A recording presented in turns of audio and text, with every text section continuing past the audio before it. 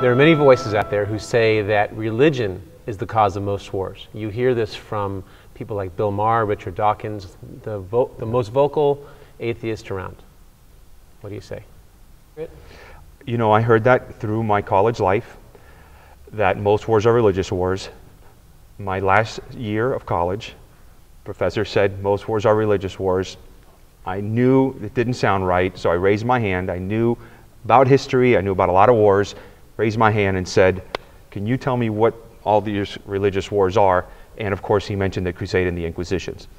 Now, while those two wars are very regrettable, one being a war, the other one being a persecution, there's all kinds of studies done. We don't know exactly how many people died at the hands of those wars, but they cannot exceed 5 million. That's on the high side. In other words, there's all kinds of estimates ranging from 1 million, actually 500,000 to 5 million.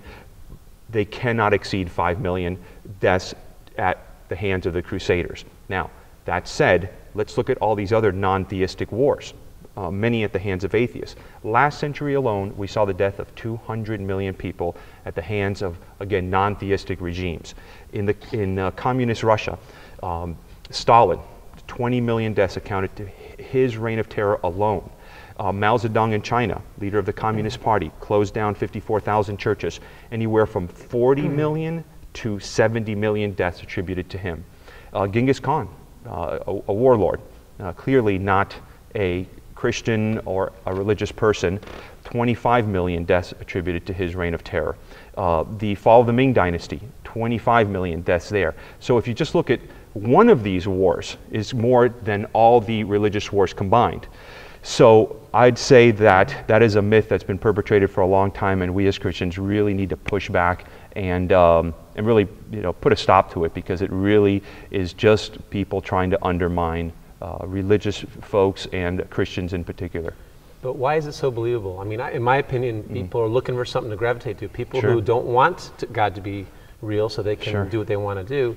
Is that the reason why? I think they're just looking for a reason to put down Christians, and personally I think that it's an excuse not to become a Christian or not to pursue a religious faith. It has no substance. Yeah, it sure does. It sure does. Interesting. But look, the bottom line is that anybody who fought in the name of Christ did it in opposition to his teachings. That these weren't religious people going to war. They were people who were going in the opposition of what Jesus taught, which was to love our enemies. And that's what we're to do. And you can't measure a theology, a philosophy, a religion by the people who depart from it. That just doesn't make sense. That would be like saying, oh, there was a murder in my town yesterday, so we're going to abolish the laws on murder. No, these were people who did not follow the laws of murder, who were lawbreakers, and therefore you can't measure that law based on someone who broke that law. And that's what's really happening here. But look, the bottom line is, men have never needed an excuse, or religion for that matter, to go to war. There's many reasons nations go to war, from territory to power, many, many reasons, and they don't need religion to do it, and neither do men need religion to be evil. There's plenty of evil going around without religion. What about wars in the Bible? God ordered wars. Yes, this is true. If you look at those wars in the Bible, it was always towards a very, very unjust society, where there was rape, there was human sacrifice, there was all kinds of lawbreakers, and in every case, God gave them ample opportunity to repent and to live a just life. And we see that even in these heathen societies, when God sends Jonah to Nineveh. These were heathens. God said, do the just thing, take care of the poor, and he allowed them to repent and didn't destroy the nation. Anytime you see wars in the Bible or God destroying a civilization in the Bible, it was always because of massive injustice, and there was plenty of opportunity to repent and be just and treat your neighbor as you treat yourself. And anytime there was a just civilization, God protected it.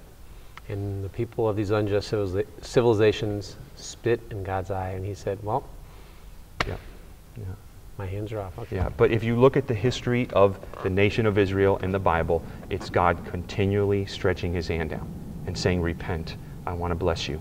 And when they didn't, and repeatedly rejected and rejected and rejected the call to be just and to be honorable, that's when God came in and judged them.